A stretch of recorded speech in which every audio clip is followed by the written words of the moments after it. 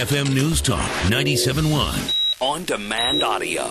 Joining me, one of the rock gods. If there was a Mount Rushmore dedicated to just the best guitarist ever in human history, this gentleman, Ted Nugent, would be on it. And of course, he's going to be in St. Louis soon for the NRA convention, and we are privileged to have Mr. Nugent on the line with us right now. Good afternoon. Hey, good afternoon to you, Dana. Thanks for that kind invitation. I appreciate it. Of course. So much stuff happening, and of course, I want to. We'll get into the politics and everything else that's happening. Obviously, you've came out and you've made an endorsement, and you and I, I think we sort of shared the same opinion on Rick Perry in the very beginning. You sounded like you were a Rick Perry kind of guy, and then just wasn't happening for him in the debates. And I think you and I, we felt the same on that. I was wondering what happened to Rick Perry, because I've seen him speak before, and it just wasn't happening in the debate. But you vetted the candidates, and you've made your selection, and you came out for Mitt Romney. Well, you're correct. I think the overview of our good friend Rick Perry is accurate. I remember Mrs. Nugent literally shed a tear during the first debate because we didn't recognize that man. Rick Perry is a great leader. He's the greatest governor in the United States of America. I'm convinced beyond a shadow of a doubt that the way he operates as governor of Texas, that he would and still would make the best president for the U.S. of A. However, there was a glitch and there was a confusing moment there during the debates, that it wasn't the eloquent speaker, the forceful leadership that we had witnessed in the past and that we've witnessed since.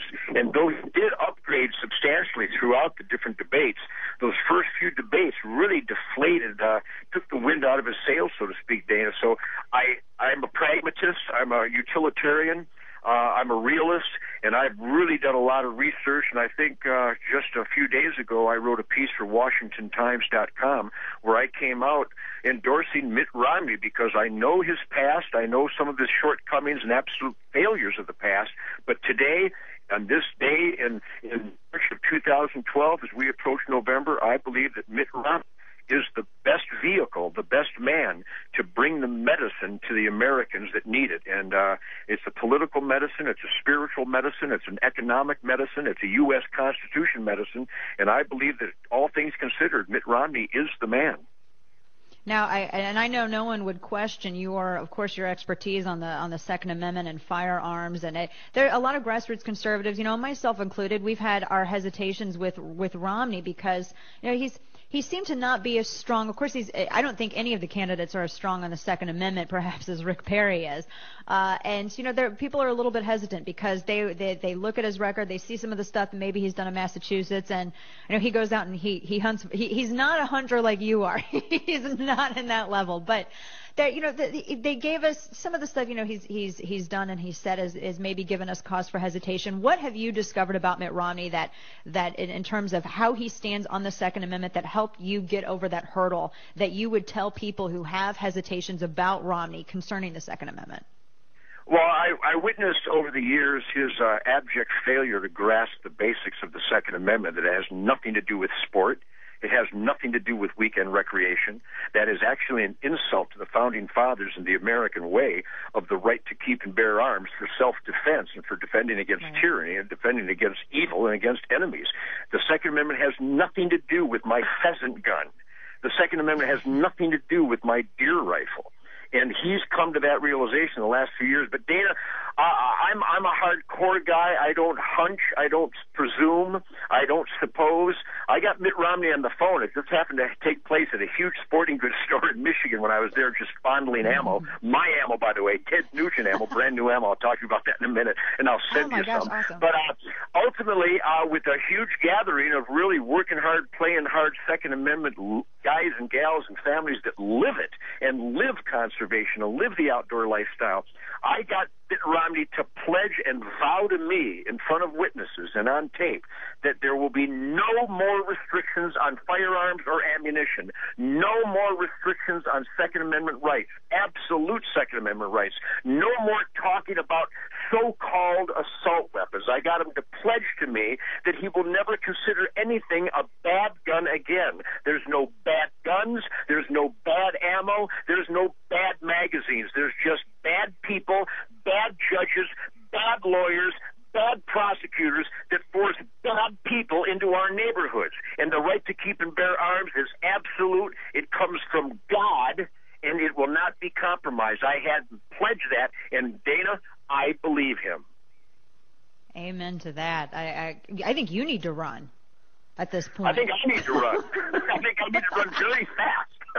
No, self-evident truth just oozes from my pores. I'm a logical guy. I'm a pragmatist. I've got to get from point A to point B. I haven't got time to play games. I'm not going to waste my precious breath, not a minute of my life playing games and compromising and try to make someone feel good or try to make someone happy or try to compromise with anybody. We've compromised ourselves into the corner with Barack Obama and the gun running, the U.S. Attorney General Eric Holder, and the tax cheat Tim Geithner, and the UN lover Hillary Clinton, and a bunch of czars that hate America, hate freedom, hate the Constitution, hate guns, hate self-defense, and hate the Bill of Rights. And I'm not going to stand around. We got to get this White House cleaned up, and Mitt Romney's the guy that's going to do it.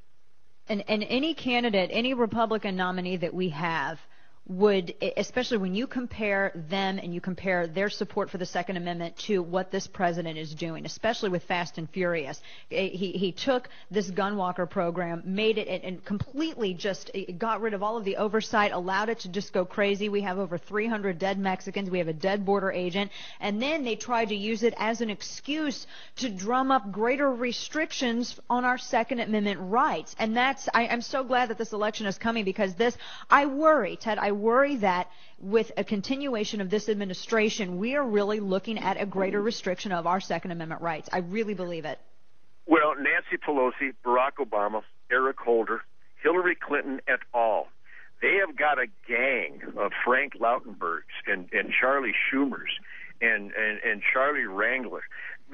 All of them are for one thing, and they're on record, Dana. This isn't presumption. This isn't hyperbole. They don't believe people have the right to keep and bear arms. They don't believe that people have the right to own weapons. How about this? I hope everyone's listening closely, writing this down, and contacting their elected officials. 4 of the Supreme Court justices, 4 Supreme Court justices agreed and signed a finding that they don't believe Americans have a basic right not to keep and bear arms, to self-defense. 4 justices claim that you and I don't have any basic right to defend ourselves. I mean, you got to be kidding me. What's this, the Planet of the Apes? What's this, Soylent Green? What's this, a Saturday Night Live skit? Who's in charge of this? So it's Planet of the Apes, and if we don't stop Barack Obama, he will try to turn us into Mexico, which, by the way, Mexicans are not allowed to own guns.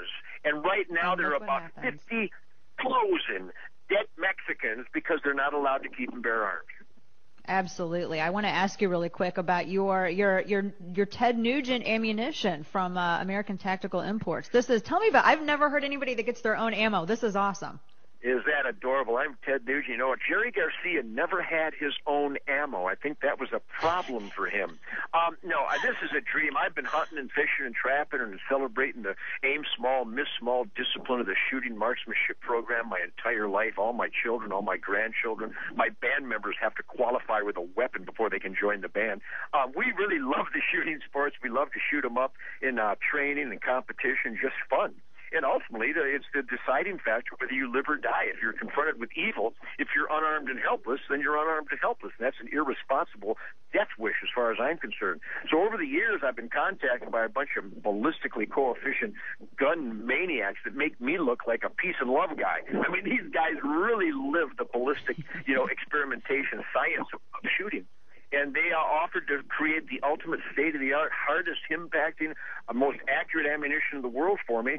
And Nugent ammo will be available this summer. They've already taken, lots and lots of orders for it. If you go to my website, you can find out about it. But it's just state-of-the-art, incredibly sniper-accurate ammunition for big game hunting, which also makes it perfect for self-defense in rifle and handgun calibers.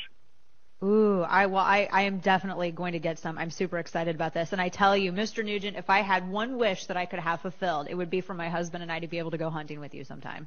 Well, yeah, it can be done. We do a lot of charity hunts. We donate many hunting trips for auctions to raise money for the military charities and a lot of children's charities. So if you keep in touch with Linda, I wouldn't be surprised if we can share a campfire sometime, and I'll bring you some fresh straps to the fire, baby. Oh, I would love it. Well, we'll definitely make that happen. Ted Nugent, of course, tednugent.com. It is always a pleasure. Thank you so much for joining me this afternoon. Well, God bless you, Dan. I hope to see you at the 141st Annual NRA Convention in good old Smooth. It's going to be the ultimate Ted Nugent party. Thanks for your time, baby. Of course. We'll be there. Thanks so much. Ted Nugent, everyone. And, of course, don't forget that NRA convention. Ted Nugent will be in town, St. Louis.